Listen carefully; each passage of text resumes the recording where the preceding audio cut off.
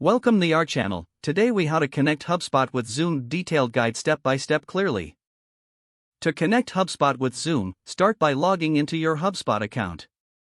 Navigate to the upper right corner and click on your profile picture. From the drop-down menu, select Integrations.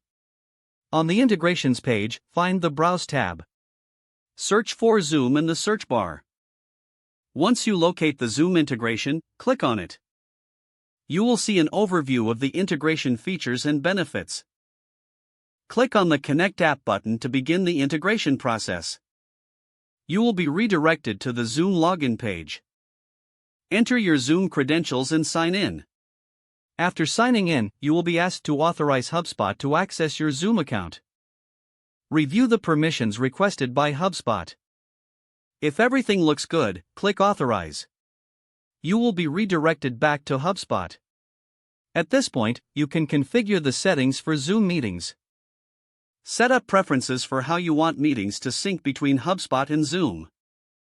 Save your settings to finalize the integration. After saving, you can create Zoom meetings directly from HubSpot. To do this, navigate to a contact or deal in HubSpot. Click on the Meetings tab.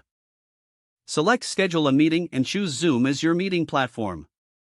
Fill in the meeting details and click Save. Your Zoom meeting will now be created and synced with HubSpot. To confirm the integration, check your Zoom account for the new meeting entry. You have successfully connected HubSpot with Zoom.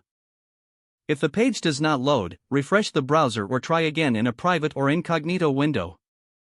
Make sure you are using the correct email address, then retype it carefully to avoid small typos. If your password is not accepted, use the reset option and create a new strong password you can remember. Check your spam folder for verification or security emails, then complete any requested confirmation steps.